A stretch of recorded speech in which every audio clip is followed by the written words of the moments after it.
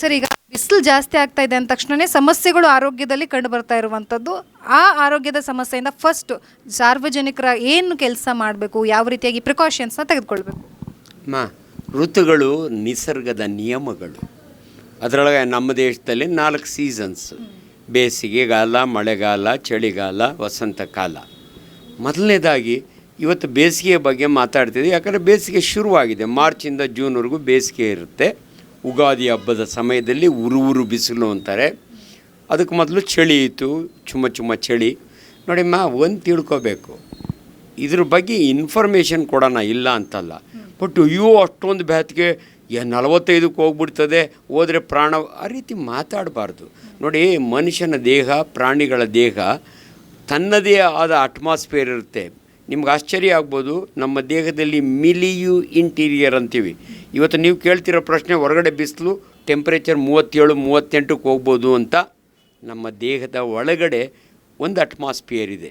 ಅದು ಬೇಸಿಗೆ ಕಾಲಕ್ಕೆ ತಾನೇ ಅಡ್ಜಸ್ಟ್ ಆಗುತ್ತೆ. ಅದು ಮೊದಲು ಜನ ತಿಳ್ಕೊಳ್ಳಿ. ಎಲ್ಲೂ ಗಾಬರಿ ಆಗೋಕ್ಕೆ ಹೋಗಬೇಡಿ. 37ಕ್ಕೆ ಬಂದುಬಿಟ್ರೆ ಏನಾಗುತ್ತೆ ಅಂತ. ಆಮೇಲೆ ನಿಮ್ಗೆ ಹೇಳ್ತೀನಿ, ನಾನು MBBS ಓದಿದ್ದು ಬಳ್ಳಾರಿ ಒಳಗಮ್ಮ, 5 ವರ್ಷ. ಅಲ್ಲಿ 2 ಕಾಲ ನಮ್ಗೆ ಇರ್ತಿದ್ದು: ಬೇಸಿಗೆ, ಅತಿ ಬೇಸಿಗೆ, ಸಮ್ಮರ್ ಆ್ಯಂಡ್ ಸೂಪರ್ ಸಮ್ಮರ್. ಅಂಥದ್ರೊಳಗೆ ಬದುಕಿ ಬಂದಿರೋರು ನಾವು. ಅದಕ್ಕೋಸ್ಕರ ಜನಗಳಿಗೆ ಹೆಂಗಿರಬೇಕು ಅಂತ ಹೇಳೋಣ. ಬಟ್ ಆಗ್ಬಿಟ್ಟಿದೆ ಅನ್ನೋದನ್ನು ದಯವಿಟ್ಟು ಅದನ್ನು ಬಿಟ್ಟುಬಿಡಿ. ಆಳು ಬೇಸಿಗೆ, ಆಳು ಮಳೆಗಾಲ, ಇವೆಲ್ಲ ಜನಗಳು ಮಾತಾಡೋಕ್ಕೆ ಹೋಗಬಾರ್ದು. ಎಂಜಾಯ್ ಮಾಡಬೇಕು ರೀ, ಬಿಸಿಲನ್ನು ಎಂಜಾಯ್ ಮಾಡಬೇಕು. ಅಂದರೆ ಹೇಗೆ ಎಂಜಾಯ್ ಮಾಡಬೇಕು ಅನ್ನೋದು ನೀವು ಹೇಳ್ಕೊಡ್ಬೇಕು.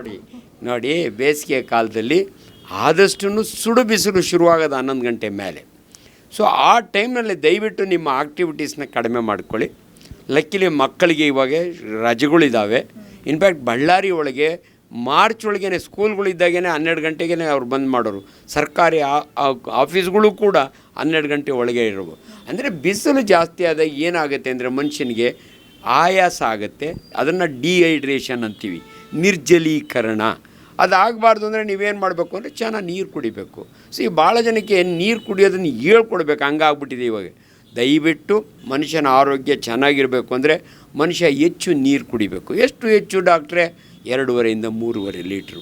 ನಿಮ್ಮ ಮಕ್ಕಳಿಗೆ ನೀವು ಕುಡಿಯೋದಕ್ಕಿಂತಲೂ ಅರ್ಧ ಲೀಟ್ರ್ ಜಾಸ್ತಿ ಕುಡಿಸ್ರಿ. ಏನು ಡಾಕ್ಟ್ರೆ, ನೀರು ಜಾಸ್ತಿ ಏನೂ ಆಗಲ್ಲ, ಜಾಸ್ತಿ ಸಾರಿ ರಿಸರ್ಚ್ ಮಾಡ್ತಾರೆ.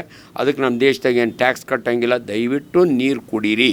ಇದು 2 ಕಂಡೀಷನ್ ಅಮ್ಮ ನೀರು ರಿಸ್ಟ್ರಿಕ್ಷನ್ನು. ಒಂದು, ಕಿಡ್ನಿ ಡಯಾಲಿಸಿಸ್ ಮಾಡಿಸ್ಕೊಳ್ಳೋರು 900 ml ಜಾಸ್ತಿ ಕುಡಿಬೇಡಿ ಅಂತ ಕಿಡ್ನಿ ಡಾಕ್ಟ್ರ್ ಹೇಳಿರ್ತಾರೆ.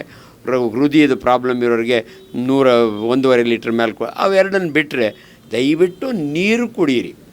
ಯಾಕಂದರೆ ತಂಪಾಗಲಿ ಅಂತ ಎಳ್ನೀರು ಕುಡಿಬೇಕಾ?